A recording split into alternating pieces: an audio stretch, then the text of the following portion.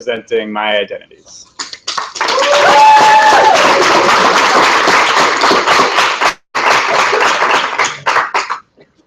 Hello, my name is Georg Weitauer, or Georg, George, whatever you want.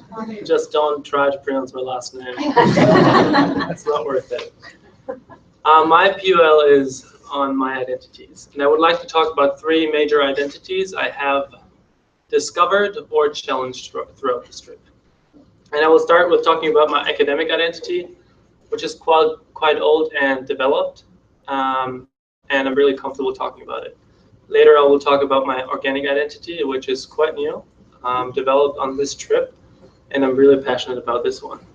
So because it's so radical, I'm a little less comfortable talking about it, but I will.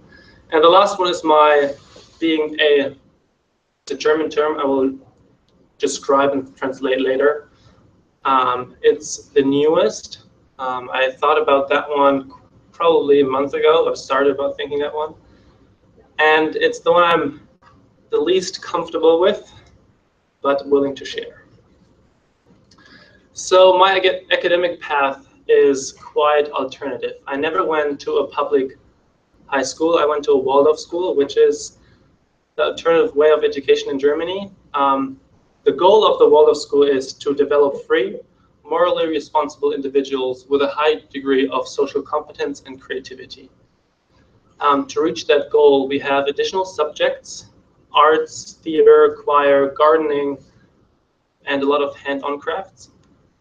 We have teachers over 7 years to create a better relationship, that our teachers can understand our learning process better and be first in that process. We are not graded until 9th grade, and we cannot repeat classes, because the idea behind that one is that everyone is learning at a different speed. So if you let someone repeat the class, it's just because he learned slower. And the belief of the Waldorf school is to give everyone the chance to learn at the same, or the individual speed. Even though I went to a Waldorf school, I was really academic focused, and I had one main goal in high school, and that was becoming rich. And to reach that goal, I valued my grades as the resource, and I valued, or the resource for that grade is formal education. So I associated my good grades with my future being successful and rich. I always wanted to be an agent of change at some point. And I had that belief that if I'm rich, I just can buy the part of the rainforest or old gold mines and protect them from companies. I figured out that's not the way to go. In that value or end goal of becoming rich, I had to hold certain characteristics to achieve that goal. And there are some that I'm proud of, and there are some that I want to challenge and tackle for the future. To be really successful, I had to be highly competitive with my students and even with my friends. And I see that one not as a bad value itself, but if you put that in the same category than selfishness, being egocentric, then it becomes a pretty bad value. I never shared any academic work with my friends, because I thought that if I would share something, I will widen the competitive field, and that will make it hard for me to be the best. I want to be the best in everything I try. So I just never started sharing anything.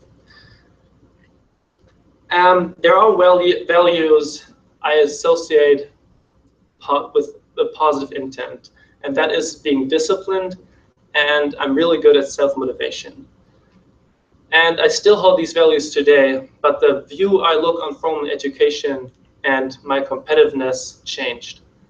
I saw non-formal education of distracting yourself from becoming academic successful or academically successful. Now after TBB, I think that non-formal education is a greater resource to pursue personal success. From a future to find a university that has a kind of alternative path for me to continue that alternative education throughout my life. In my competitiveness, I was very judgmental towards people who didn't put the same effort in academics than I did. I valued and judged people by their academic success and their grades, and I burned bridges to people and relationships because I didn't share the same values. I will talk about that later when I come to my social identity. My academic identity is something that is pretty developed and didn't change so radically. And I didn't work on that really intentional, but throughout TBB, my values changed. But I would like to share more about my organic identity because that's something I'm really passionate about. So to give you a little bit about my past again, I grew up with parents who hold organic food as one of the key values in life. My mom has a master's degree in agriculture, founded and worked on a farm for several years. And my father is a gardening teacher in a Waldorf school. I grew up next to 4 organic farms in a 5-minute radius. I lived part of my life on a semi-organic farm. We had a garden, and the organic farm was 1 minute away. In my childhood, I spent a lot of times on organic farms in general, and I had many friends who lived on organic farms. My parents tried hard to establish that belief and that value in me, and I think they did a good job until I became a teenager. At that point, I discovered a new identity: fitness and bodybuilding. And as deeper as I got into that identity, I had to think about food in a new way. I thought about food as something really nutritious. I didn't look, when I went to the grocery store, I didn't look at the organic label. I searched for the product that had the most protein on 100 grams because my goal was muscle growth. And I disconnected with organic agriculture and the question around how to consume sustainably in a pretty radical way. And until TBB, I never questioned that lifestyle. But when we first arrived in Dongjang, a southern village in Thailand, and worked and lived within organic families and unorganic farms, I had to face those questions again. I pushed those questions away for a really long time because I knew that my food lifestyle was not sustainable at all. But I believed in that lifestyle and held it as a key value. And I knew if I will put research into that, I have to face that my consumption is not sustainable at all. So I never researched until I came to that village. And I saw the organic cycle and how positive it is and how it works. I saw the farmers working on their farm, producing food for themselves and selling the rest on the market, and creating an organic cycle that was positive in itself. Didn't need to loan money from the bank for the next harvest. They were able to eat and grow their food throughout the year, and they didn't need to buy any food from the market if they didn't want to. I had to face those questions again, how do I consume sustainably? And I realized pretty quickly that the way I looked at food before TBB cannot be the way I look at food after TBB. Because I saw that chemical agriculture does not work even on a 1 hectare farm, and that means it won't work on a bigger farm anyway. And I became really passionate about organic agriculture. Now I believe that organic agriculture is the future of our agriculture.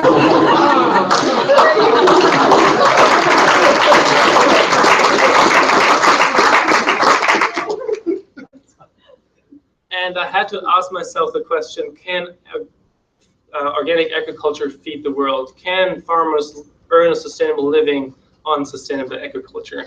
And even though we read negative sides on that, I strongly believe that it is possible. And I have goals for myself I want to hold in the future. I want to visit the organic local farms next to my house and validate their standard, how they treat their animals, and see if they align with my standards I hold right now and if they don't, these standards are really high. And talking to the alumni in the morning, I realized that it will be really challenging keeping those standards and holding myself accountable for the change I want to make. It's not only difficult for myself, it is difficult in a social way because I will face friends who do not believe that organic agriculture is the future and who kind of want the protein George bag because they probably see me as organic hippie and do not want to have a conversation about organic food whenever we go to a restaurant. So there is a social fear that I have right now to be misunderstood and assumptions being made on my new belief. But when I get home, I will try, and if you're interested, I will keep you updated on I want to talk now about being a Sozialer. I want to use the German term because it implies more than just being, if you talk about the social in America or in the American language, you associate that with someone who is engaging with others, who has the capacity to easily talk to people. In Germany, that word has a different root. It implies that you are thoughtful and helpful to others, that you're aware and conscious about the actions you do and the effects it will have on your group or the people you're in contact with. It comes from a social worker, and that has a different meaning. That's why I'm using it.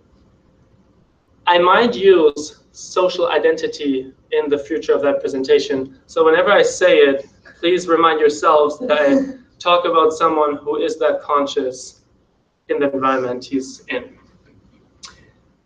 I never really developed a Sozialer identity. I would say social because it's easier for me. Because next to my academic identity, I wasn't only competitive with friends, I was competitive with myself and the identities I hold. I thought that if I develop a social identity, that will weaken my academic identity and that will be hurtful for my end goal. If you ask friends, they will tell you that they wouldn't associate me with being social.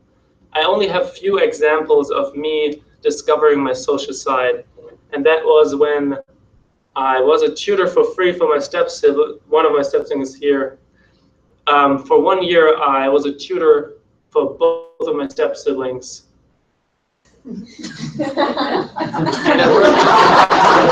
I worked at a kids camp, so there is something in me that wants to come out. And through TBB, I discovered more of my social identity. And one topic that I want to talk about is toxic masculinity. I will explain it later. Or I will tell you my personal definition. I think that there's always a patriarchy of being manly. And I thought that being the manliest is showing no emotions, showing no weakness, not being vulnerable, being strong, being muscular, being tall, being able to control people and have a leadership role.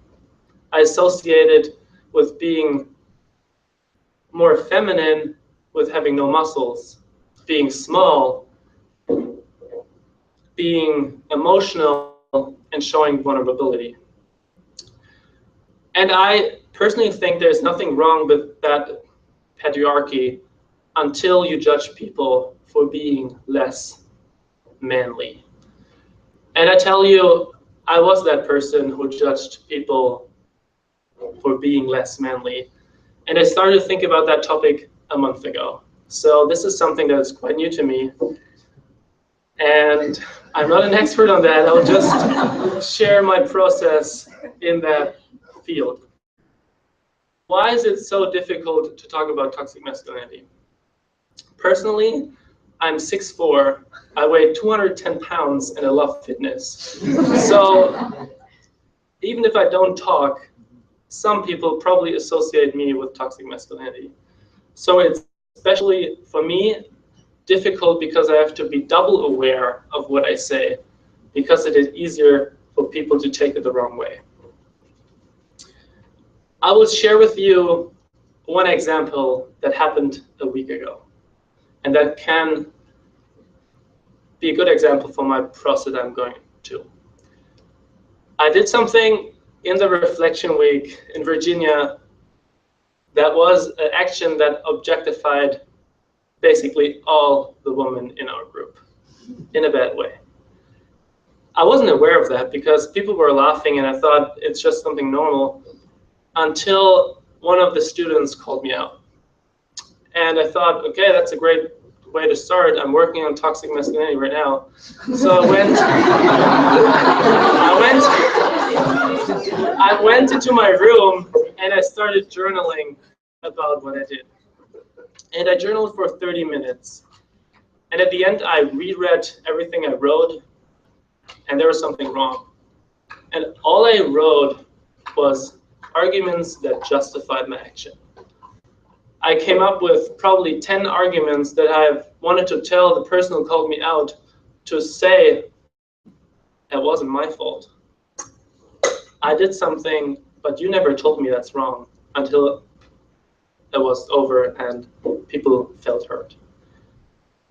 And then I realized that after that long process of reflection on my toxic masculinity in my past, that's not the way to go. And what I realized is that the most difficult part of toxic masculinity is not to accept that it's there, but you have to stop justifying it for yourself. And in that moment, I sat on my bed and I was probably the angriest at myself that I've been for many years, because I realized that all I did in the past was wrong, and that it would not align, or it's not aligned with my goal of becoming the best version of myself. That is one main goal I hold for myself. But I realized that all I did in the past was so far away from that goal. And it was hurtful because being that process and just talking about it sometimes feels easy. But if you're at that point where you realize that you were so far away from your goal, you're hurt. And to talk about someone with that feeling, especially males, is tough. Because you have to share vulnerability, you have to share your emotions, and people associate with you being not manly.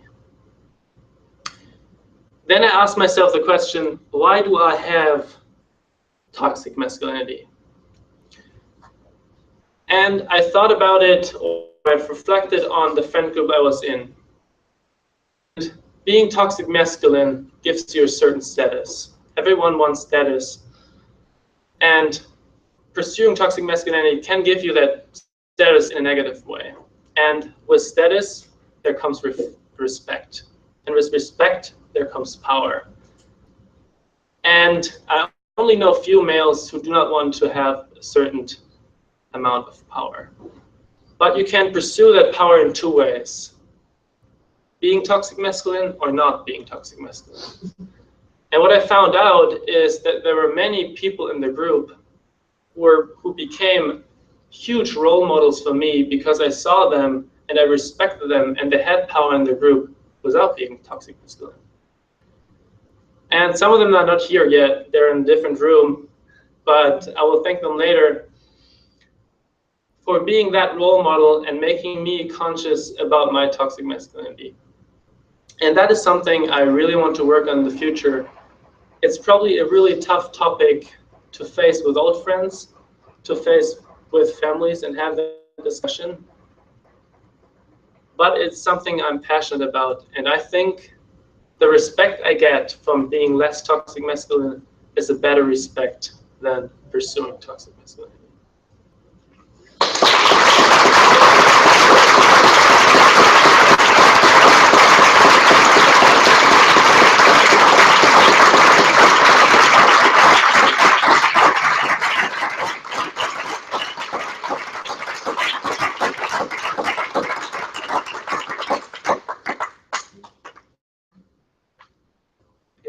questions.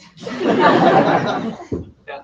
Do you think that you can still pursue your goal of being rich, however you define that, and not be toxic masculine? Yeah, there are two ways I look at my end goal now. In terms of my organic identity and in the terms of my toxic masculinity. I think that there is the perception that being rich is something that you should be. If you want to be a successful male, you need to be rich. And I think within my toxic masculinity, I always thought about that, and I never questioned that. Because I was toxic masculine, so being rich made totally sense. Being in that organic farm connected me to my future in a different way, because I realized that organic agriculture is something I really, really like and I'm passionate about. So I had that idea of becoming a chef and connect my restaurant to an organic farm. Right now, I'm still in that uncomfortable zone of having those two beliefs. Going into business and probably making a lot of money, or following a passion right now. And when I get back, I have to choose a university and I have to make that decision. But right now, I'm not able to make it. I probably need some more reflection. On that vein, like, what are you going to do on a daily basis to promote like the goals that you think? Because I like after I went on TBB, I also felt like that I needed to like do something like every day and like enact my change. So how do you feel like you're going to do that, or like how do you want to? Yeah, right now it's quite easy because I have time resources, I have money resources, and I have the environment resource because I'm still living with my family. They buying the food, so if I want to go full organic, there's probably a big support from especially my mother.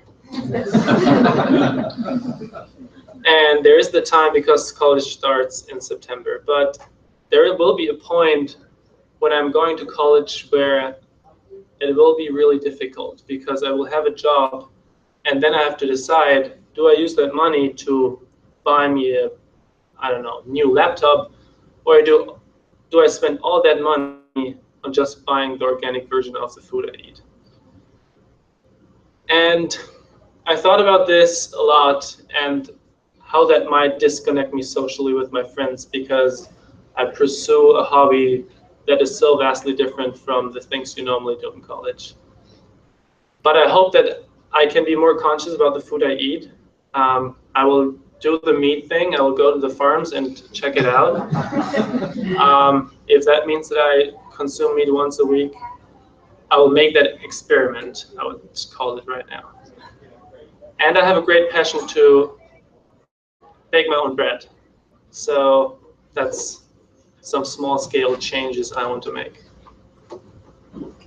Going off what Jenny just said, relating to the toxic masculinity that you were just talking about, do you have any steps like taking that back home? Yeah. There are two really tough things I'm facing. A, I'm not in an environment or in a group that is supportive in the change you want to make and the things you want to work on. And I will get back to my old friend groups. And you don't want to be that guy who's calling out every situation or every action, because that will disconnect you to your friends. And I also want to be less judgmental towards people and their beliefs. So it's a really tough balance to make people aware of that and might have that conversation, but not being that guy who's calling out everyone for being such toxic masculine and judging people for being more feminine. But that's something that I have to experiment on, and we'll see how that works. Yes? Being rich is probably the most prominent example of success, but as we all know, there are many other measurements of success. Is that in your horizon to try to maybe redefine or modulate? Yeah. I do not have that goal that I had in high school with just becoming rich at some point. I want to connect it to a passion. And if I connect it to the passion of becoming a chef, that means that probably I won't be super rich. But there are other passions I have that goes more in renewable energy sources. Great resource for being rich, but also doing something that will help and change the world at some point. So yeah, I have to figure out that decision, which I'm not happy about. Yeah. You talk about toxic masculinity and how it affects other people, and how in that situation how you felt that it hurt other people. Does the opposite? Do you feel renewed somehow? Are you excited about not having that toxic masculinity, or is it does it feel weakening, feminizing? Does it put you in a place that feels uncomfortable, or does it make you feel excited? I think there are two perspectives on that question. It totally puts me in a position of being uncomfortable at any point, even like talking about it. Even talking to my mentor about it is, to a certain point, uncomfortable. But there is something I'm really excited about, that is feeling the respect from people without getting the respect within toxic masculine actions. And I'm looking forward to that point where I first feel this kind of respect without associating with my toxic masculine actions. And that is something that's keeping me going. Regarding your desire to be a chef with an organic-based restaurant, I invite you to come to Seattle and Portland.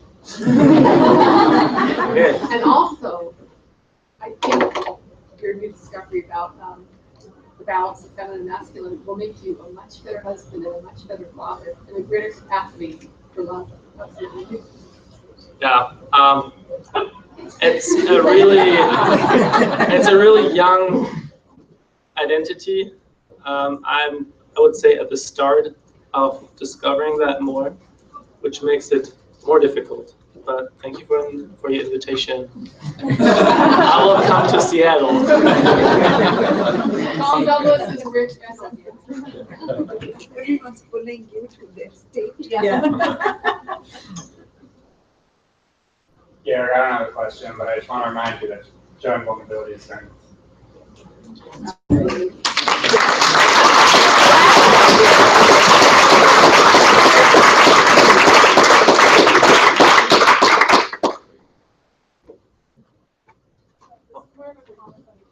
Going off of that, I think it was so cool and so powerful that you were able to be vulnerable with us about sort of like starting to unpack toxic masculinity, and like I think that's Thank you.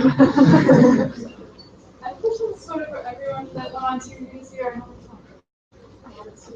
But how do you guys think, and like you guys also as an international student, how do you guys think like the Trump election and like toxic masculinity affected your trip, and how you guys like, I don't know, experience being agents of change, experience being abroad? Do you think it affected your trip? Personally, an American, but I think it is hurtful for that movement, because cultures all around the world, and we travel to, associate toxic masculinity at the level of being a president of a really big country as something that is okay. And that really hurts that movement against toxic masculinity. And that's how I would say it would affects the world on a global scale. For time, I think we need to end the session now and say thank you to Georg.